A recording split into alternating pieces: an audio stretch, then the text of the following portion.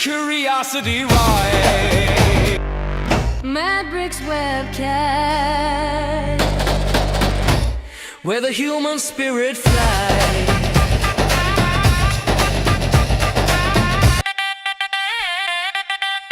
Madbrick's webcast. Where the human spirit flies.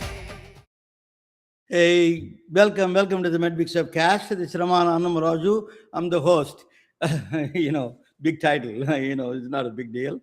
But let me bring my co-host, Queen. She's the queen of the show. Beautiful, bold, and brainy. Dr. Susan Davis. Welcome, Susan. So you went. Hey, Yeah. Ramon. Yes, being Boy- the host is a big deal. Give me a break. So you went through a lot of tours, right? You were in the holidays, and you went to Cincinnati, San Antonio. You did all over the country, running around, right?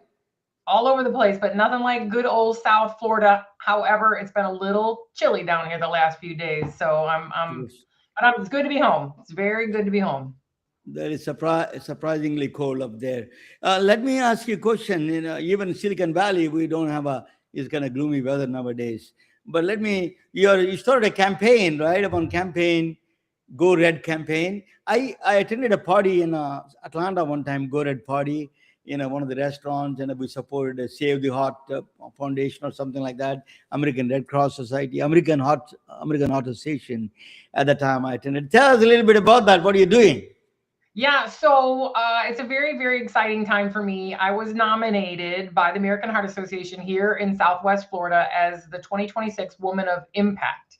So what that means is, yay, you are awesome. We think you're awesome, but now you got to prove it. So it's actually a 9-week campaign where we as a group, not only in Southwest Florida, but across the country, where we raise awareness and funds that support cardiovascular health for women, cardiovascular health, innovation, education, you name it. It really puts women at the forefront for both cardiovascular. So not only, heart attacks, but acute heart attacks. You know what I'm trying to say, strokes, heart attacks, and then where my neck of the woods is cardiac arrest. So I feel very honored to take this position on. So yes, just today I announced it to the world. I'm building my team. Anyone can be on the team. And then it doesn't launch until February 5th. And then every week for 8 weeks, there'll be a theme where we will bring in the country and really lean into the awareness around this topic. One of the powerful features on this platform is you can raise money through this. Actually, they can click on it and raise the money here, right here. It goes straight to you. So I'm going to do that to show you soon on that one. Stand by, listeners. I'll be getting us a clip box here by the time when we start rolling out February 6th. Well, so that'll be the February. Our first time will be the week of the 9th. You look wonderful. You look wonderful. You're trying to be wonderful to the people. That's good. Everybody is ready to. We have our favorite guest today, Dr. Suresh Mukherji, the frequent guest on the show. He was one of my first guests, actually, on the Medbrick show. At the time, we didn't know what we were doing at the time. I have no clue. So it's just, it was a very raw show that I did with one of the first ones I did with Dr. Mukherji. After that, he came on several times, and we're really very curious man. And one of the things I liked about him is even though he's a very accomplished radiation oncologist, he's very curious. Let me bring him to the table. He has published 400 papers, 13 textbooks. He has a long resume. He's a professor of radiation and radiation oncology.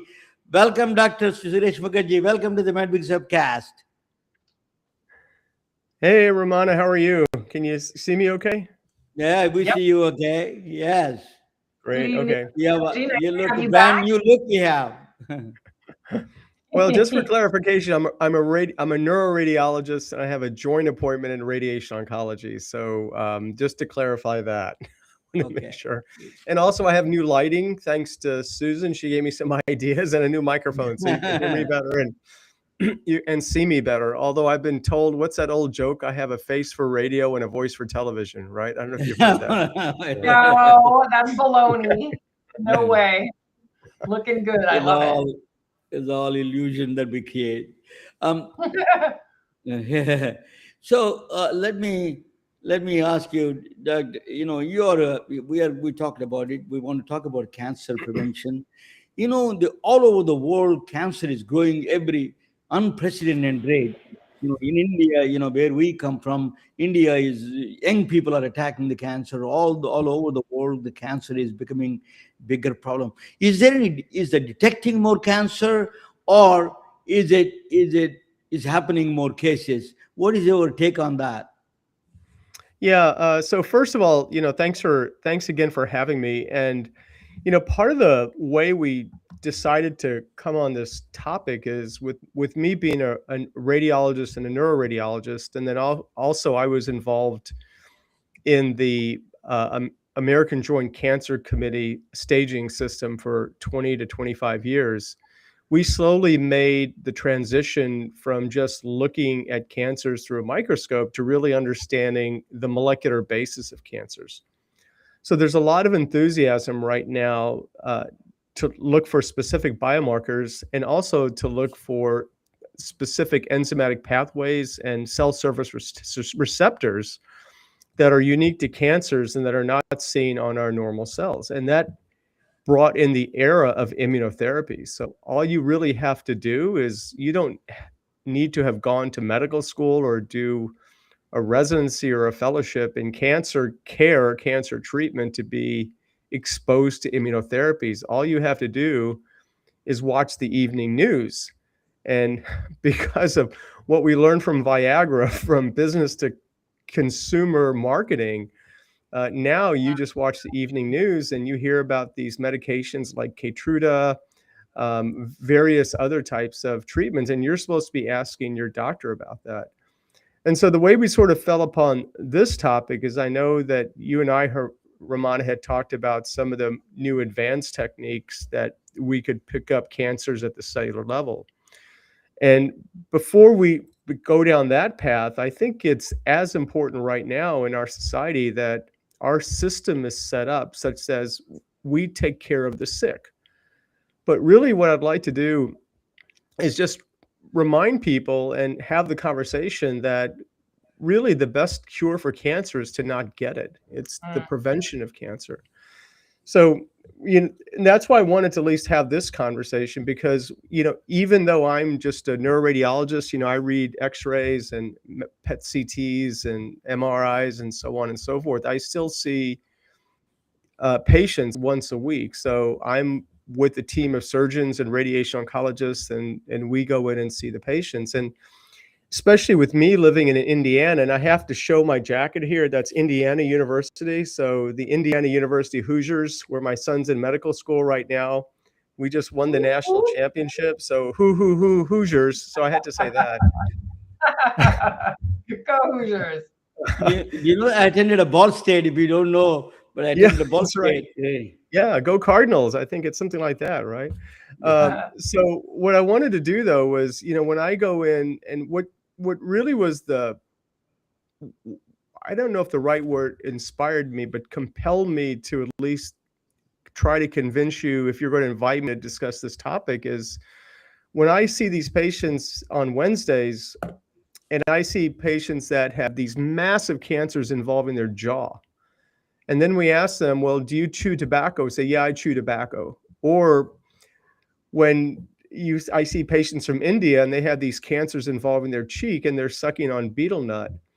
And then I see these people that, hardworking people that are out on the farm, or maybe they're on construction, and they present with these scalp cancers. And sometimes they'll forget to cover their ears. And I've seen so many ear cancers, and then you have to end up treating their ear or sometimes removing their ear. It just compelled me to say, hey, why don't we spend a little bit more time discussing on personal empowerment and the decisions that we can make, such as we can make our own decisions and create our own risk profile regarding what risk do we want to take individually to get cancer. So for instance, I always joke, I think when the iPhone came out, we're sort of in the me generation, right? It's all about me. I have everything on my phone. I have my apps, everything personalized to me. I can check my finances on the phone. I can make trades on the phone. But I think now we have the opportunity, because we know much more than we did 20, 30 years ago when I was your age, Romana.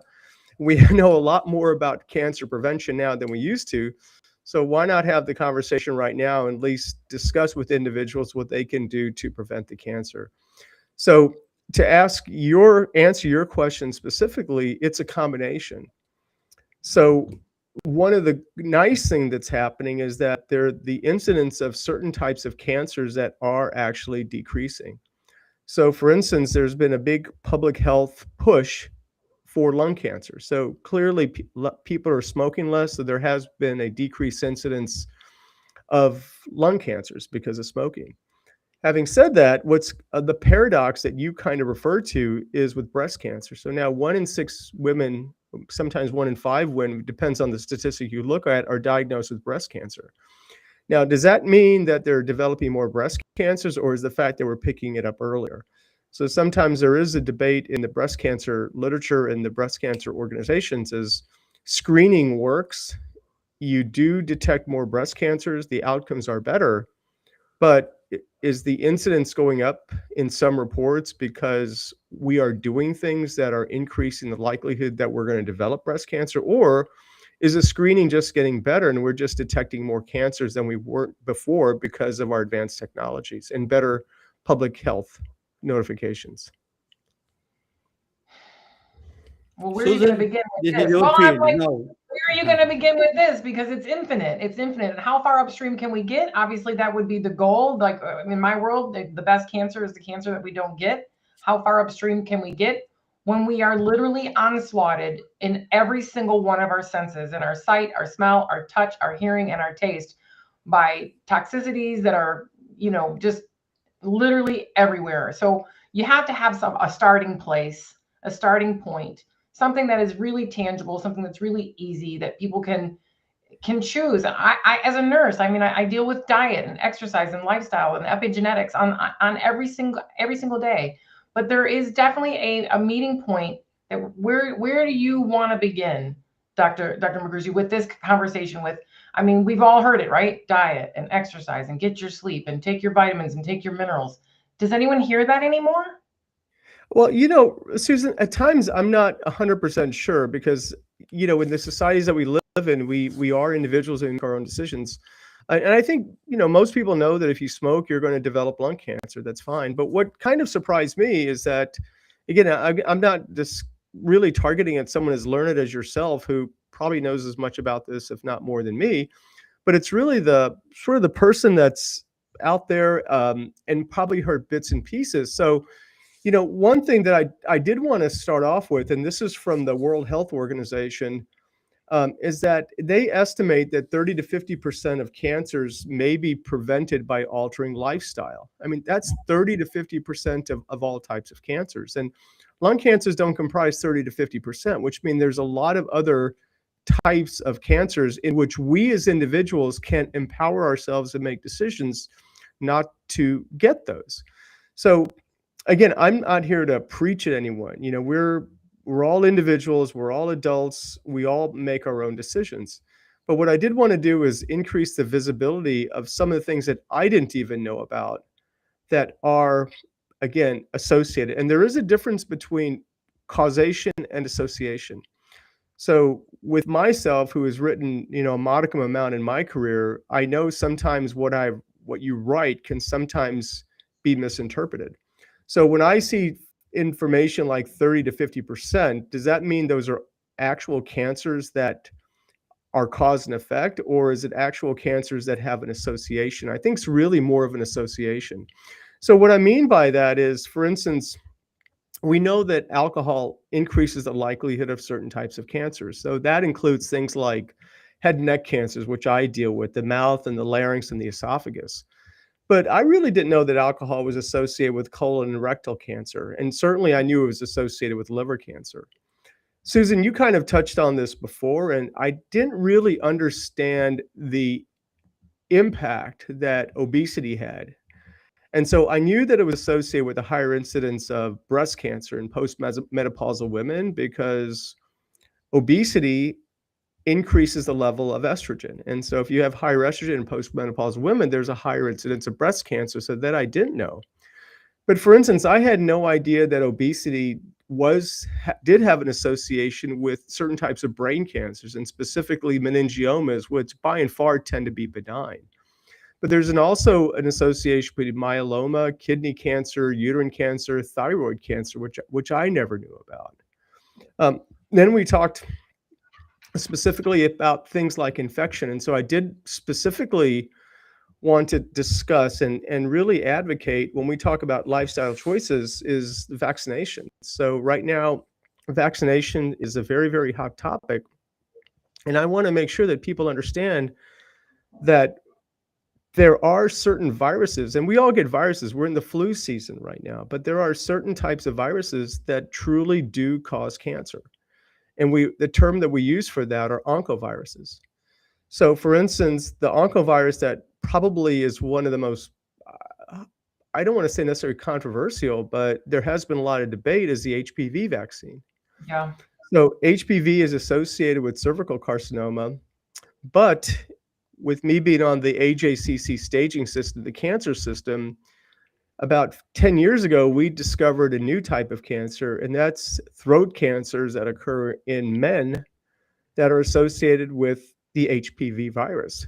So the bottom line is HPV is what we refer to as an oncovirus. There's a direct causation with certain types of throat cancer. It is a sexually transmitted disease, but it is preventable if we do vaccinate our kids in adolescence, or really that guidelines is kind of up to the actual age, I think varies, but I think it's something that if you want to make a personal choice and try to prevent your kids from getting cancer, that's one of those. So let me just stop right there and let you react to some of the things that I mentioned. Well, I don't know if people directly correlate vaccines to cancer and prevention. And so I think this is a very important conversation. Now, well, and okay, I'll go back just a little bit further based on what you just discussed. And, the 30 to 50%, I would argue, without having a research journal in front of me, that our diet and lifestyle would be 30 to 50% of any and all disease can be affected, regardless of what you want to call it. So your specialty is oncology. And so I can see how those numbers would be very pertinent. But I still think if we take care of our mind, body, and soul to the best of our ability, that 30 to 50% of all diseases would be better, regardless of what you want to call it. But let's go back to the vaccines. Did I read correctly? Is the Hep B vaccine series, is that also helping with, is it liver cancer? Yeah, exactly right. The fancy term for liver cancer is what we refer to as hepatocellular cancer. And so, before we had that much understanding, we knew that patients that were drinkers would develop cirrhosis. And when they developed cirrhosis, they had a higher likelihood of developing hepatocellular carcinoma. But now it has been specifically linked to certain types of hepatitis, and that's hepatitis B and also hepatitis C. So there are vaccines to prevent against hepatitis. So again, that is a specific cause and effect that we can prevent if we do take the vaccines to prevent us getting from hepatitis B and C. So again, a personal choice, but again, that is a specific oncovirus. So are we then, Dr. Mukherji, are we leaning towards this personalized medicine approach towards oncology treatments? Are we going to be making personalized vaccines based on a patient's genetic profile in the future or soon? Yeah, that's a good question. I don't know if specifically we're going to be making vaccines. There are certain therapies right now that are specifically tailored to one's individual immune system. So the classic one that we look at is the CAR T therapy. So CAR T therapy is where you take your own individual T cells and you, for lack of a better term, modify them such that it can attack any type of hematologic or for lymphoproliferative disorder. So typically it's lymphoma or leukemia. So you can take your own cells and actually modify those so it attacks that tumor in your body. That's not necessarily a vaccine, but we are getting into that. And that's a very, very targeted, very personalized, very individual type of treatment. So we are getting into that right now. And are they intending to bring that in sooner? I mean, last I heard, when several cancer rounds with several patients and friends and family members, immunotherapy tended to be a last resort. It seems as if it's coming in earlier in treatment plans. Is that the case? Yeah, there's several cancers right now in which immunotherapies are actually first line. And the one that's probably the biggest right now are patients with certain types of skin cancer. So certain types of squamous cell carcinomas, but also melanomas. So melanomas have a specific mutation. And my gosh, some of the results from melanoma right now being treated with some of these immunotherapies that are specifically looking at BRAF mutations, really the responses have been quite dramatic. The majority of immunotherapies right now are probably, I would say, second line therapies, especially in patients that have recurrent tumors. But for me, being really more focused on head and neck, there are certain trials right now in which they're specifically using certain types of immunotherapies as front line. So before they kind of get released to general public, we want to make sure that there is truly efficacy using these new treatments compared to the standard of care, because you don't want to go backwards. If you are going to introduce a new therapy, you want to make sure that it's equal to or efficacious or better. If it's equal to, then maybe the outcomes may not be better from a survival standpoint, but maybe the morbidities would be less. So those are some of the trials that are going on right now. That's very exciting. You never hear anything positive about melanoma. I mean, like, never. That's just a bad dog. I mean, you don't want to have a melanoma. Would you say that in this discussion, how prominent would you think, there's so many waves of diet choices for people, and one of the first ones that comes up when you hear, okay, I've got cancer, and people say, oh, no sugar for you, starve that cancer, no sugar. What's your thoughts on that? Yeah, I don't know about this starve or not, but I think what I would say is I completely agree with you. When it comes to this type, and I want to phrase it properly, as physicians trained in the United States, we are, I don't want to necessarily say transactional, but if someone does have a cancer, we have certain ways to treat this. And oftentimes we forget about the patient, and we forget about all the other things that we can do to try to improve the outcomes of those patients. So for us, and for me, and as a radiologist and who's focusing on head and neck, we tend to focus on the medications and the innovations in medications and the innovations in diagnosis.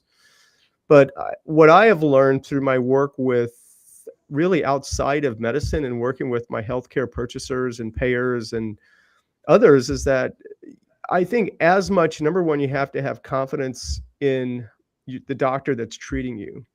Number two, you have to have an incredible support system with your families. Number three, I think as anything else, nutrition is so important. In any way that you can try to maintain your healthy balance, continue to eat right. I don't know about sugar versus no sugar, but anything that you can do that can help you maintain a normal diet and more of a healthy diet is incredibly important. And then at times, I think, I think part of it, and Susan, I think you hit on this too, is that we tend to underestimate the stress that we have in our lives and how that can reduce our own body's ability to fight cancer. And that really is the immune process that you were referring to. So for instance, I think one thing that people tend to underestimate is the support system at your work.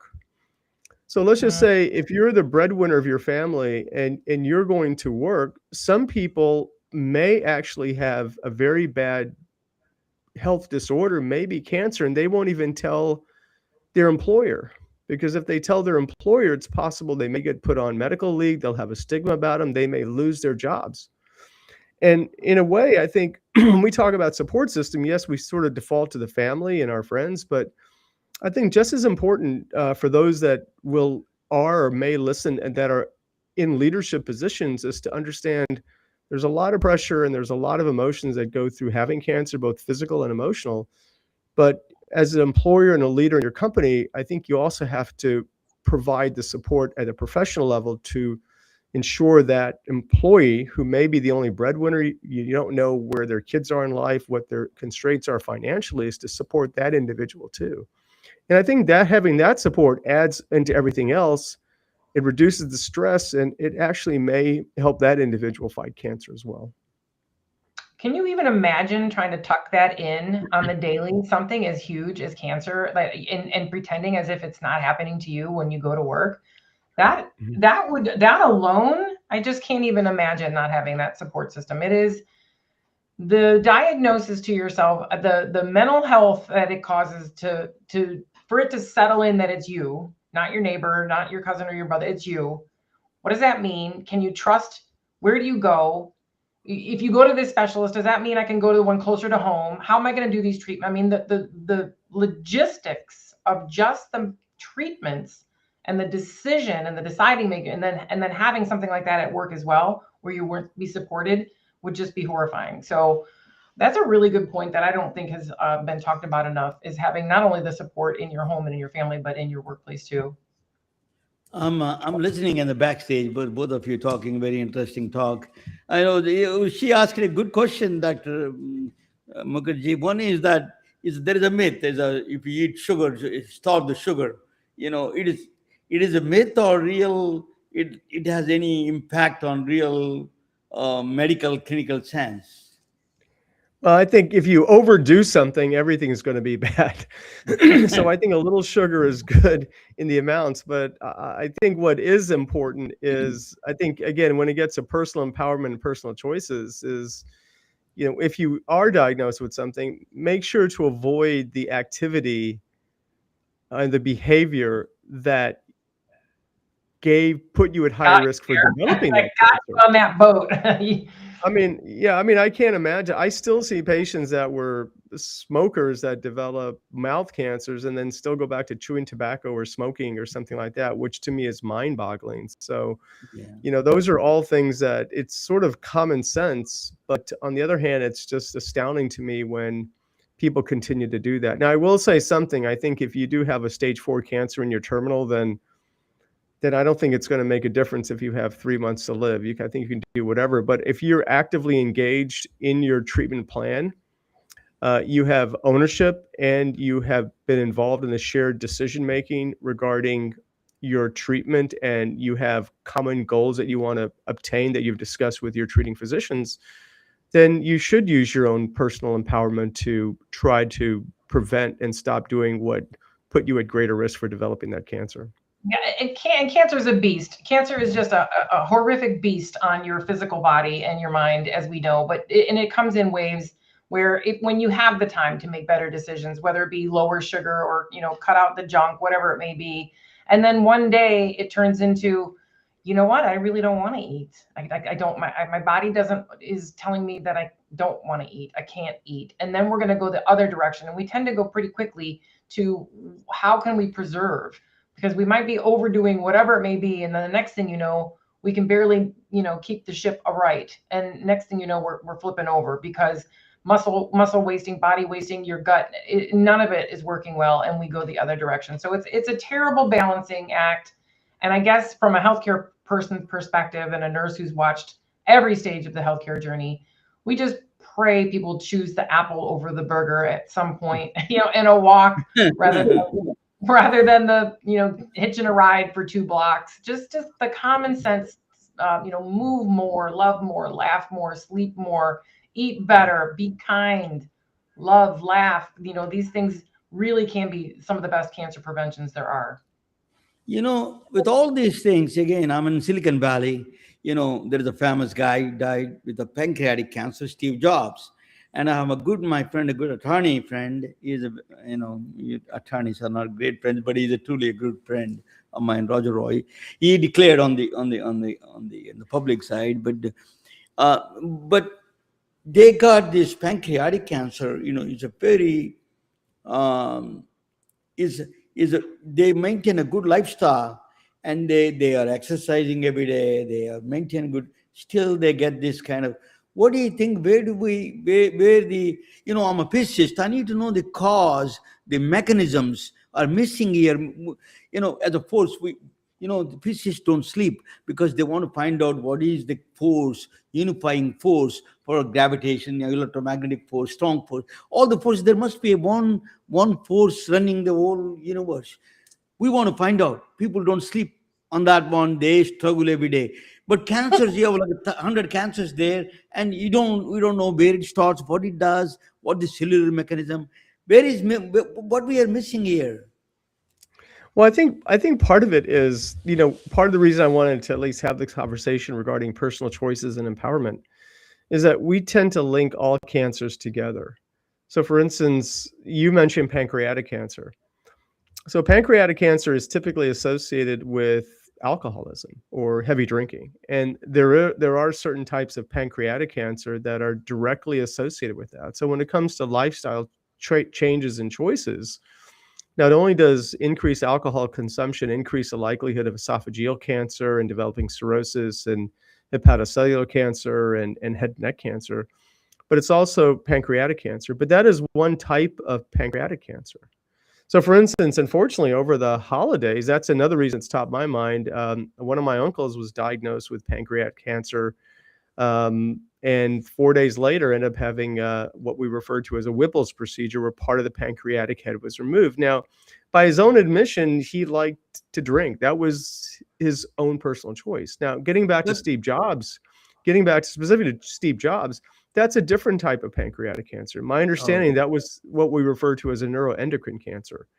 And so I think he was just one of the things that's just bad luck. Like I said, maybe 30 to 50% have some type of direct link or association with some thing that we can control in our behavior. But I think in his standpoint, unfortunately, it was unavoidable.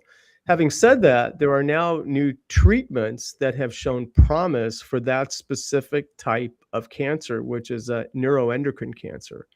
So there are new technologies and Ramani, with you being a physicist, referred to as theranostics, in which neuroendocrine cancers have a specific cell surface receptor called somatostatin receptors, the SSTR receptors, and it's 1 through 4, I believe. So now we actually have the ability to use our nuclear medicine imaging agents, find what that receptor on the tumors actually bind to. So you can actually have a receptor that targets that specific type of tumor, so we can see it on imaging. And then what we can do is attach a little bit of a killer radionuclide to it. And because it's so specific for targeting that type of tumor, it is possible to treat that with a new type of technique that we refer to as theranostics. So my sense is that when he was first diagnosed with it, I never read his book, but I think when he was diagnosed, he elected at that time to be treated holistically and not necessarily with the standard of care at that time. And unfortunately, I think the cancer spread to his lungs. But now, I think if that happened now, there are more innovative ways that we could treat that specific type of cancer and prevent it's his unfortunate outcome. Dr. Mukherjee, that you are going to India soon. I heard that you are going to India next month, in the beginning of the month. I'm going to present a topic on India a little bit, so it will give you a little bit of an interesting topic. Let me bring you there, and I can talk a little bit pleasant surprise for you later on.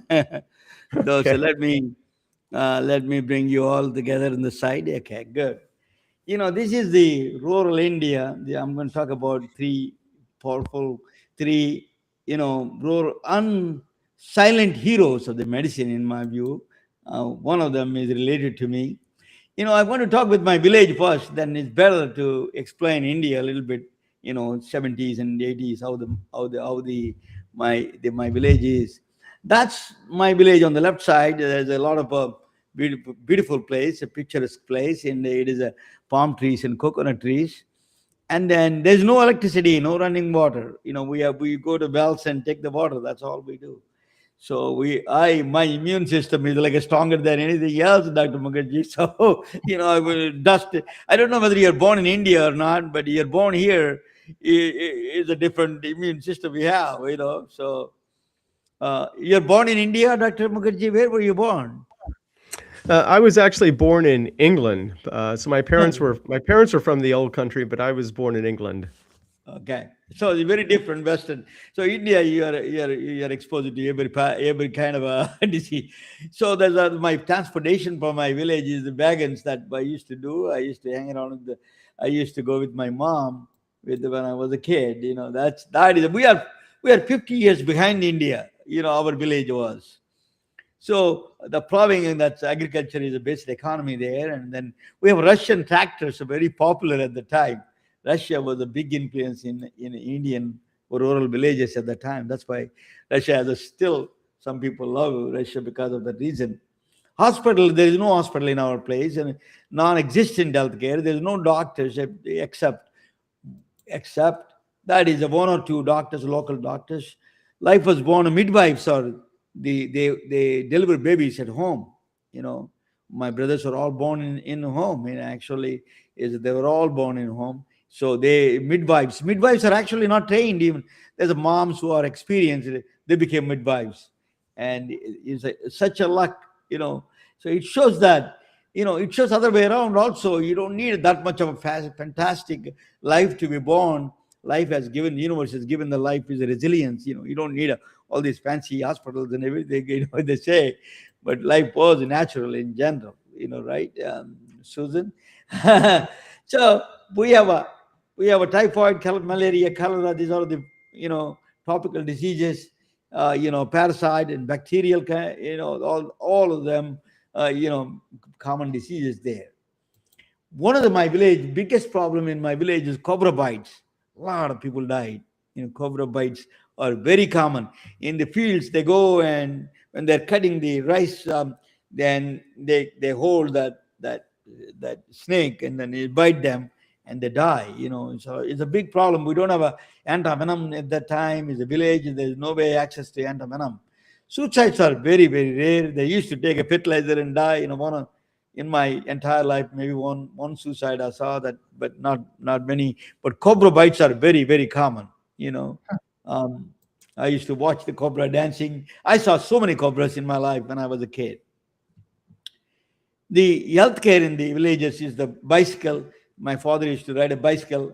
So that is actually healthcare is delivered through a lot of these village doctors go to the house and they check everything and then check the lungs and temperature and everything and then give basic medicine, infection like a penicillin or injection or some kind of pain aspirin or something. It's not much of a band-aid, all those things. It's not much of a tools there available at the time. So it is a bicycle thing. So healthcare delivery, now we are talking about healthcare at home, is actually India did already. Diagnosis and treatment and prognosis, they're all done at home. You don't need a lot of these chronic diseases can be managed at home. That's one of the things we can adopt that. But so how do you get paid? My father, I will tell you about this. No insurance, right? They used to do puja. Indians do puja like Durga Puja in Bengal, and Indians we are doing such a puja is a religious ceremony, Susan. And then all these people give gold, cash, gold, sometimes silver. All the patients, poor patients give a little bit cash, and during the harvest season, and then gold, silver, they drop a lot of vegetables in my house. We are vegetarians at the time. At least we are all vegetarians, but I became different now, messed up. So that was our lifestyle. So my father is a doctor. He is an English teacher, and he was teaching high school English. There's no doctor there. So my grandfather was in a small village. Is my father's my mother's side of the father was practicing a few miles away from my village. So he was a doctor there. My father reads English, so he became inspired, and then he started reading medical journals. He is a curious man. He spent we never seen him without a book. He was reading non-stop medical journals, self-taught, he treated the town. He was he's an English teacher, and he became a doctor on his own and self-taught doctor, and he really healed that village. We don't have any other choices other than coming to people like one or two people like my father who can treat these villagers. So they save lives in the he used to go to bicycle. I remember I went with him a couple of places. And then we had a big cabinet. All the medicines he was there, and I used to see that. That was a very inspiration to me. My father's dedication to medicine. So my father really, he was a teaching English and medicine. Is a small village we are in. He inspired several people in that village, to become doctors. They're all over the world now. He inspired so many doctors to become a doctors. And one of the students built a big hospital in my village, Bhimvaram is that is called, where Navi is from. That hospital was built by one of my father's student. So it is a really, my father was inspirational. He's a teacher, doctor extraordinaire. I miss him. Really curiosity is his curiosity is in the blood, in the genes. There was another woman I want to mention is India. You don't know in India, Susan. This is India a long time ago. India changed quite a bit. It was untouchables. Gandhi in 1947, 1940, before 1900, there are untouchables. Humans cannot be touching other humans. It's a very strange concept. But for those people, there is nobody will touch. The doctors will not touch. Nobody will take care of them. So this woman became a star of that people and delivered 15,000 babies. She delivered, in the southern part of India, Sulageti Narasimha, mother of forgotten woman. These are all poor people. They're all there are some few African Americans. Sorry, few Africans were there. They bought by ship by England. English people bought the ship, a small ship.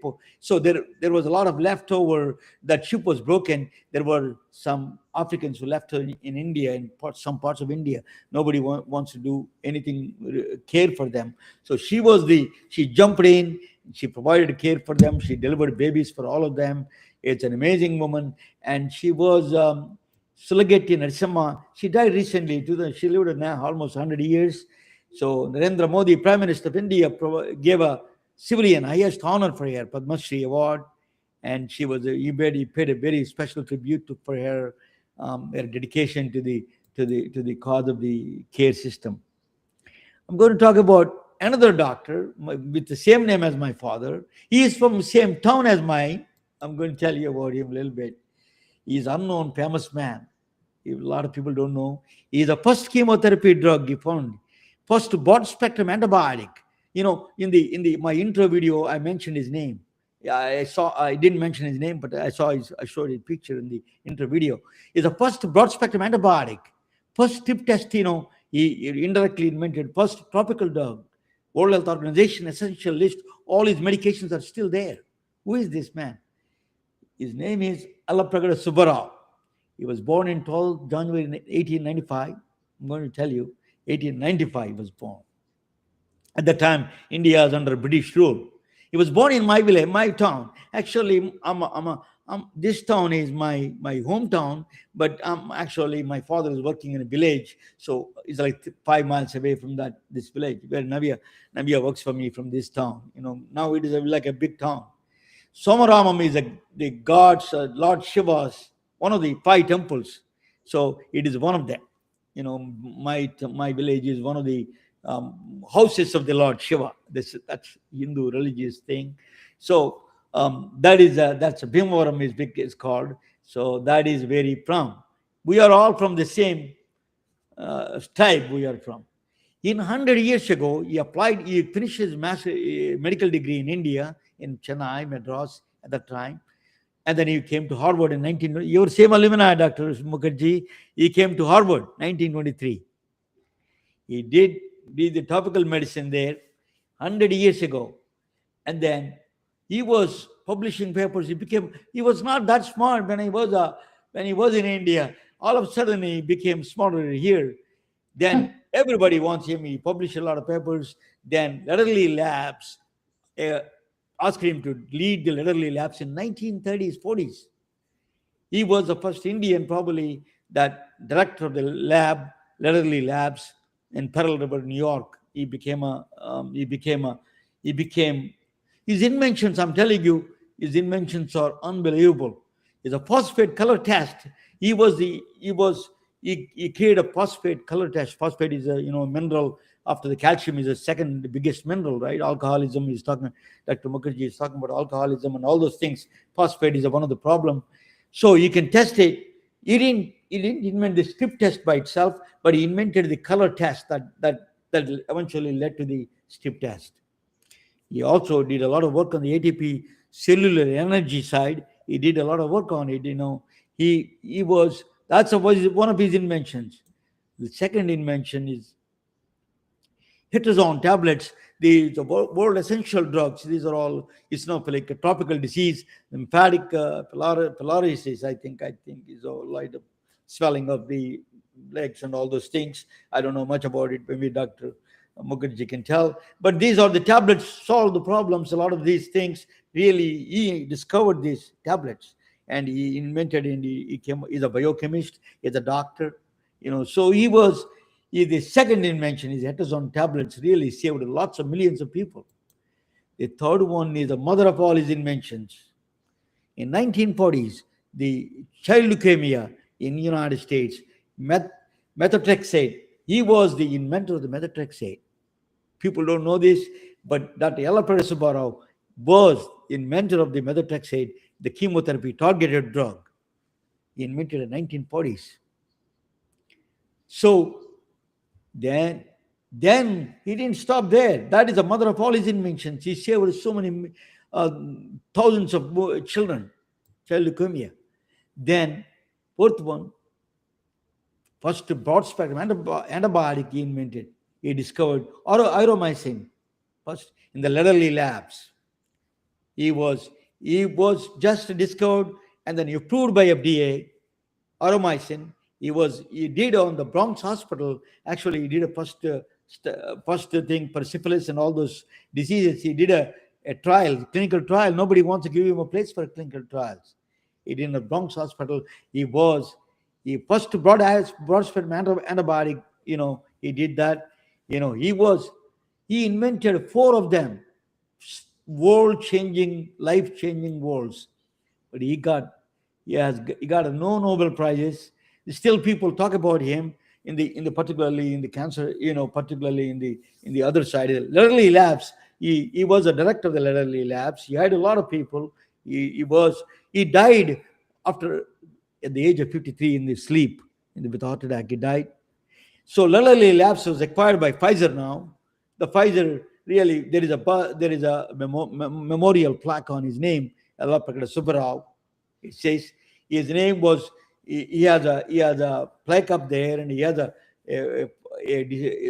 some of the pathogens or something named after him, and all those. He has He was 1948. He died. So a lot of people at that time there's no press, but there is a Jewish press said that because he lived longer. That's what the New York Tribune gave a eminent minds of the century, medical minds of the century. He was one of the brilliant man. Invented all of them. People don't know. Regeneron. I spoke with Regeneron, head of the cancer person. She came on my show. She was writing a book. She's writing a book on Dr. Yellappada Subbarao. He was, and even I'm from my same town as him. I didn't know until recently about him. So that's his contributions are underestimated. But anyway, he died in sleep, and because he lived longer. Is a stone that in India, encryption in India. So he has in Pfizer. He actually put a library on his name, Dr. Subbarao Library. Pfizer, the Lederle Labs became a Pfizer library, and they did that. So let me tell you, I'm going to change the topic a little bit to our guest. It's a surprise to him a little bit. Santiniketan, a palace for peace. I tell you why I'm talking about it. It's a very different subject. Santiniketan was founded by Rabindranath Tagore. Rabindranath Tagore is a poet. He is a Hindu poet. He is an Indian poet. He won the Nobel Prize in 1913 with a collection of poems. It's called Gitanjali. He wrote a wonderful poem. They're all in Bengali language, Dr. Suresh Mukherji's language. I don't understand, but they're all translated in English. I read a few of them, both just a wonderful, little bit of dark side, little bit, but it's wonderful. Really, is a deep thinker. He's a very, by nature, he's a curious man. I tell you why I say that. He was Santiniketan is a place for curiosity, intellectual curiosity place. He loved science and humanity. What he said is science is concerned with the facts of the universe, poetry with the human interpretation of those facts. That was the connection between the poetry and the universe, science of physics. He said he was introduced to physics, biology. He was a poet, but he introduced all of them in his place. Santiniketan introduced all these subjects, mathematics. He was surrounded by very famous scientists. Actually, C.V. Raman is one of the famous scientists who won the Nobel Prize, Raman spectroscopy, and then Jagdish Chandra Bose. All of them are surrounded by very famous scientists at the time. Who Jagdish Chandra Bose almost invented. He is the father of the Wi-Fi now, Wi-Fi networks. So he was surrounded. Though he is a poet, he was surrounded by very intellectual, scientific people. So he met Albert Einstein. He went to Germany in 1930 and he met Albert Einstein. He disagreed with Albert Einstein in one area, is that the no objective reality. There is no. So Albert Einstein believed that if there is a chair, that is a chair there. There is a table there is a table. But what Rabindranath Tagore was a poetic, is a Hindu philosophy, he influenced by that. He did not believe that. He said that at that time, quantum physics just came in. Even though this Albert Einstein initiated quantum physics, he did not believe his implications of the quantum physics. He himself did not like that, particle in two places same time or multiple places same time. He didn't like it.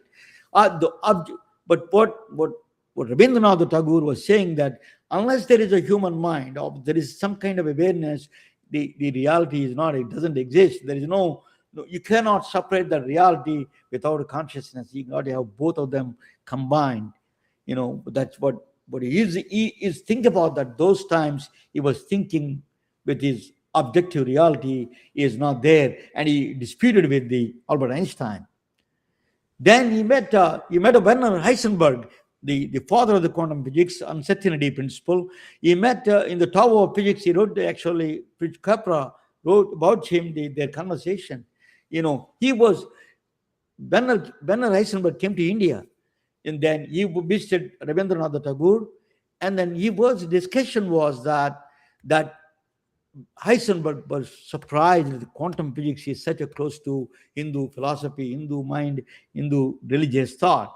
He was surprised that Maya and all the higher dimensional things. He was really taken back by. He was really surprised by his understanding of. He did not know anything about Hindu philosophy before. Quantum physics was almost that was a very tough.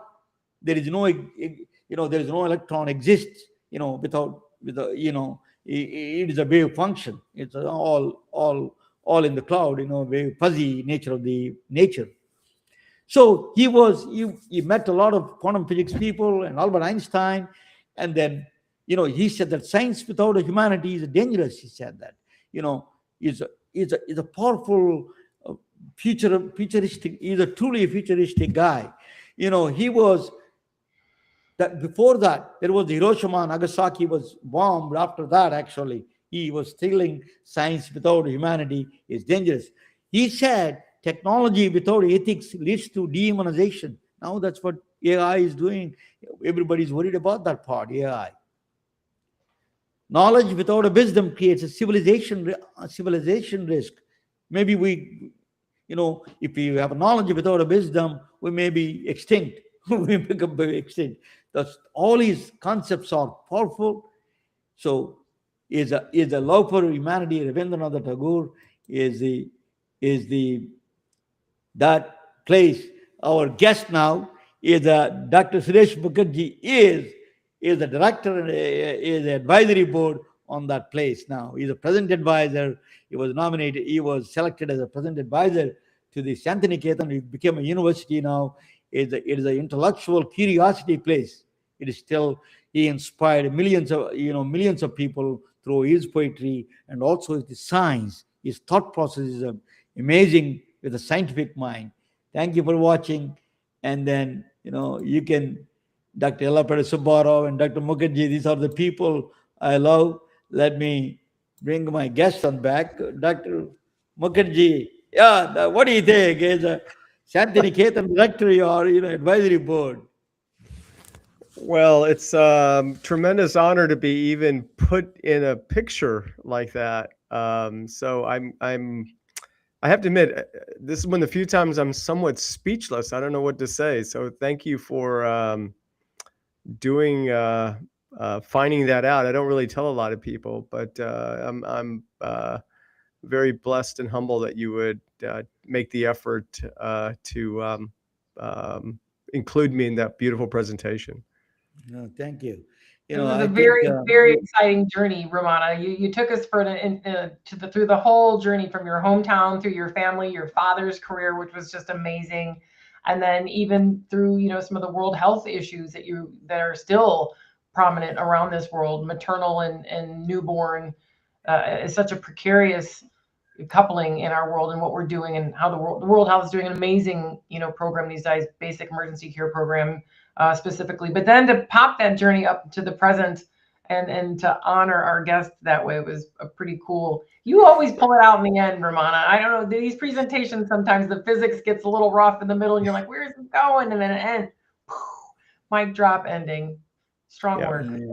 Yeah. Well, I was, I know about the Santiniketan Palace. That is about. When I was a kid, I was reading about him. He was actually national anthem. He wrote a Indian national anthem that was written by Rabindranath Tagore. He is one of the things I liked about him is he loved science. That is, people don't know about it, but he was one of the fan of science. He's a poet, but a fan of science. He said that that all art and science is all inseparable. There's a human nature is. What he said, this very interesting thing, Dr. Mukherjee. He said that nature, the universe, is a living laboratory, a living lab. We are participants. We are not external observers. His philosophy is so deep. I mean, for his times, I cannot believe how deep thinker he was.